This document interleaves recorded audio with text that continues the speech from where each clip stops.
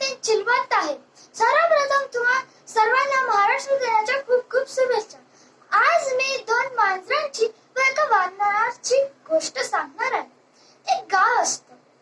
त्या गावाच्या दुसऱ्या टोकाला थोडीफार घरे असतात. तिथे दोन मांजरे राहत असतात.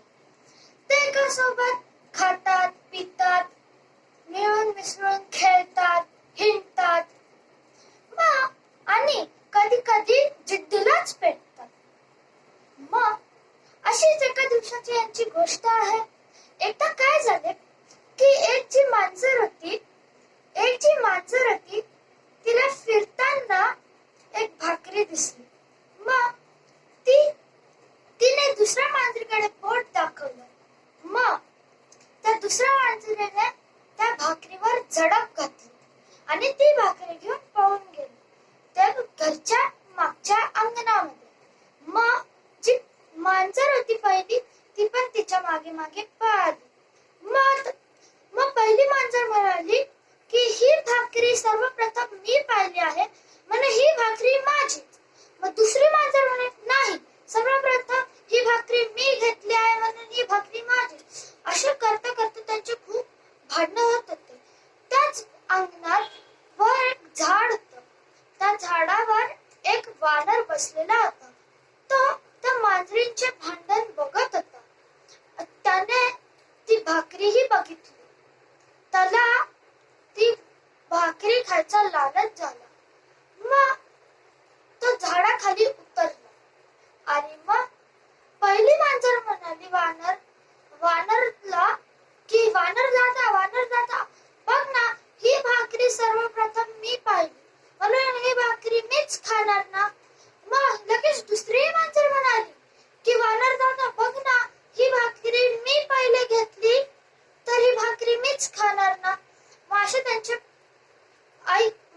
त्यांचे ओपिनियन्स ऐकून वानर दादा म्हणाला मी तुमच्या दोघांना आता न्याय देणार, म्हणजे तुमच्या दोघांना सारखीच वाटणी भेटायला पाहिजे भाकरीची.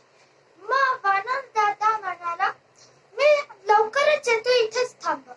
मग वानर दादा जातो आणि कुठून तरी एक तराजू घेऊन येतो. मग तो भाकरीचे असे दोन तुकडे करतो.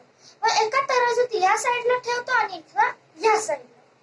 मग एका साईडला भाकरी जास्त होते, म्हणजे एका वारण्यात भाकरी जास्त होते. मग तो ती भाकरी तोडून खाऊन टाकतो. मग आता वापस याच्यात होते, मग तिकडची भाकरी तोडून खातो. मग असं करता करता तो एका बाजूच्या भाकरीचा तुकडा संपवून टाकतो. मग मांजरींना त्यांची चूक कळते. मग ते म्हणतात वानर दादा ते तो तुकडा आम्हाला द्या, आम्ही आमची वाटणी करून खाऊ. मग वानर दादा म्हणतो मी तुम्हाला न्याय द्यायला आलो. मी माझ्या कामाचा मोबदला घेणार, म्हणून हा तुकडा मी माझ्या कामाचा मोबदला म्हणूनच खाणार. आणि मग तोही तुकडा खाऊन तो तिथून चालला जातो. मग मांजरींना त्याची चूक कळते की आपण जर भांडलो तर त्याच्यात आपला काहीच फायदा नाही. असं म्हणतात ना, दोघांच्या भांडणात तिसऱ्याचा लाभ. तसंच इथं होतं.